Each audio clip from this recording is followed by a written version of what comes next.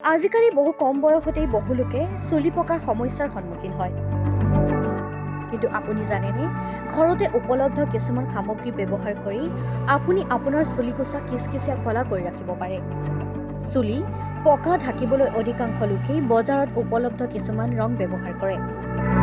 কিন্তু এই ৰঙে আপোনাৰ চুলিকোছাৰ প্ৰাকৃতিক ধুনীয়াটো বেয়া কৰাৰ লগতে চুলি সৰাৰ সমস্যাই দেখা দিয়ে। আজি জানি লওক কি ঘৰুৱা উপায়েৰে আপুনি আপোনাৰ চুলিকোছা কলা কৰি ৰাখিব পাৰে।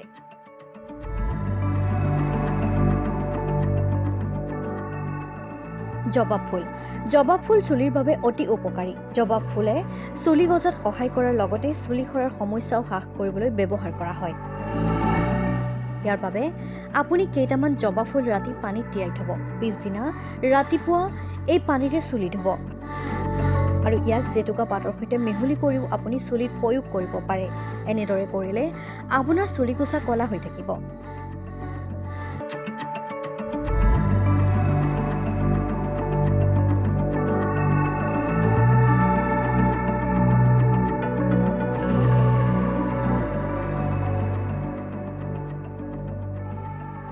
নাৰিকল তেল। যদি চুলিত নাৰিকল তেল সঠিকভাৱে প্ৰয়োগ কৰে, পকা চুলিৰ সমস্যা আঁতৰ হয়। যদি আপোনাৰ চুলিখিনি বগা হৈ আৱৰি থাকে, তেন্তে এটা বাটিত নাৰিকল তেল লওক আৰু ইয়াত নেমুৰ ৰস মিহলি কৰক। এই মিশ্ৰণটো চুলিত প্ৰয়োগ কৰাৰ আগতে পাতলকৈ গৰম কৰি ইয়াক গুৰিৰ পৰা ভালকৈ চুলিখিনিত প্ৰয়োগ কৰক আৰু এনেদৰে 1 বা 2 ঘণ্টা ৰাখি তাৰ পিছত আপোনাৰ চুলিকোছা ধুই দিয়ক। এনে কৰিলে স্বাভাৱিকতে চুলি কলা হৈ থাকে। জেতুকা পাত। চুলিত জেতুকা পাত প্ৰয়োগ কৰাৰ ফলত চুলিৰ ৰং কলা নহয়, ৰঙা হৈ থাকে। কিন্তু যদি চুলিত সঠিকভাৱে ব্যৱহাৰ কৰে, তেন্তে চুলি পকা নাইকিয়া হৈ কলা চুলি গজে। ইয়াৰ বাবে আপুনি জেতুকা পাত পিচি এটা পেষ্ট তৈয়াৰ কৰিব পাৰে। এই পেষ্টটো 1-2 ঘণ্টা ৰাখি চুলিখিনি ধুই দিলে তেতিয়া আপোনাৰ চাব এনেদৰে আপোনাৰ চুলি দীৰ্ঘদিন ধৰি কলা হৈ থাকিব।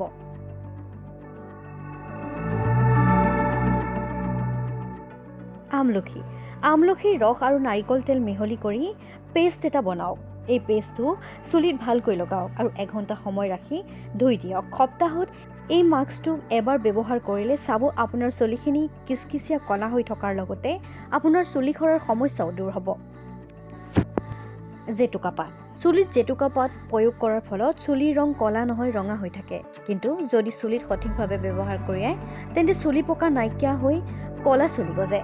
ইয়াৰ বাবে আপুনি জেতুকা পাত পিচি এটা পেষ্ট তৈয়াৰ কৰিব পাৰে। এই পেষ্টটো 1-2 ঘণ্টা ৰাখি চুলিখিনি ধুই দিলে তেতিয়া আপোনাৰ চাব এনেদৰে আপোনাৰ চুলি দীৰ্ঘদিন ধৰি কলা হৈ থাকিব।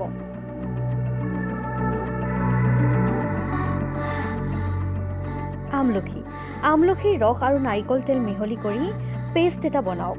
এই পেষ্টটো চুলিত ভালকৈ লগাওক আৰু 1 ঘণ্টা সময় ৰাখি ধুই দিয়ক। সপ্তাহত এই মাস্কটো এবাৰ ব্যৱহাৰ কৰিলে চাব আপোনাৰ চুলিখিনি কিচকিচিয়া কলা হৈ থকাৰ লগতে আপোনাৰ চুলি সৰাৰ সমস্যাও দূৰ হ'ব।